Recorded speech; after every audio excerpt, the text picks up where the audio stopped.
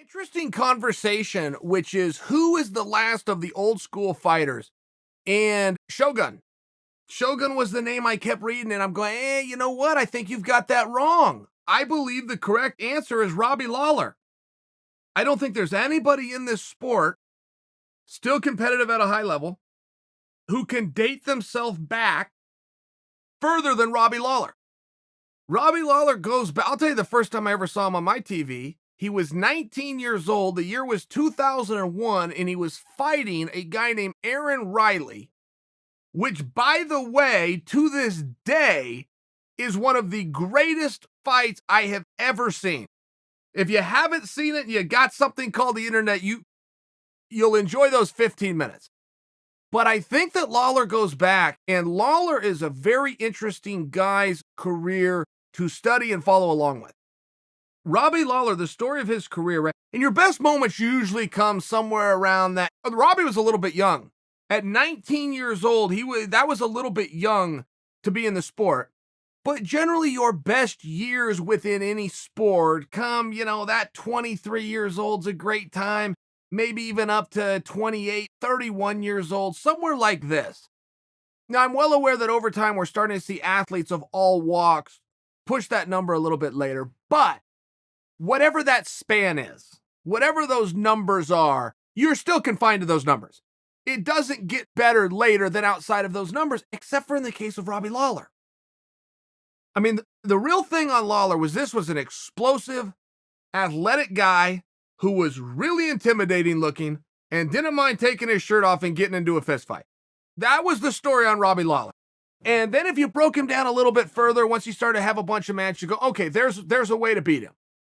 Now, whether you can go out there and actually do it or not, but to understand what you need to do started to become pretty clear, right? Get this guy off his feet, hold him there, get up and go home. If he brings a storm at you, weather the storm, he'll get tired. Then your opportunity is going to come. I mean, that message was out there. It was clear and he was fun to watch, but you still understood this. Now, the reason I bring that up is because later in his career, he changed his whole story. I mean, he went from a guy that was looking to get you out of there in the first 5 minutes, and if he didn't, then to hell with it. We had some fun, and maybe tonight you're not. I mean, he went from that guy to the longer the fight, the better the fight. I mean, go see his match with Matt Brown. Go see his match with Robbie Lawler. Go see his fight with Johnny Hendricks. Lawler started getting better later in the fight. And it wasn't, from my vantage point, a case of him understanding pace-wise how to extend a match. He still was the guy that was trying to get your ass out of there in the first 5 minutes. He just did away with the part where he threw his hands up with frustration if that didn't work. He just went and tried for the next 5 minutes. And he didn't get frustrated then. He went and tried for the next 5 minutes. And then he didn't get frustrated then. And he just kept going. And I can remember, it was very tough to figure this out. I was a fellow athlete with him going, man, you're getting better.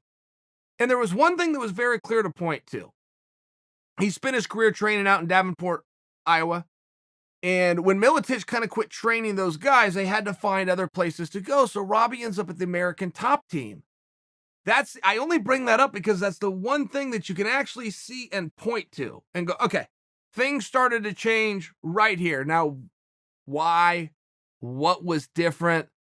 Physically, you can only train so hard. Physically, you can only learn so many things. I don't suggest for you that all of a sudden he has this new gap and this new foray, but he did have a new outlook. That is very much true.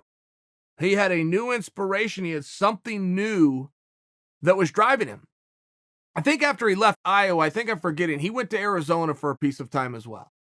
But I am right when I tell you that when he went out to Florida, he had this new outlook and he had this new approach. And Robbie's just one of those guys that's very interesting. And I bring this up to you because if you offer Shogun, I think you're close, but I think you would be wrong. I think the guy at a meaningful level still competing to this day that can date himself back the furthest is Robbie Lawler.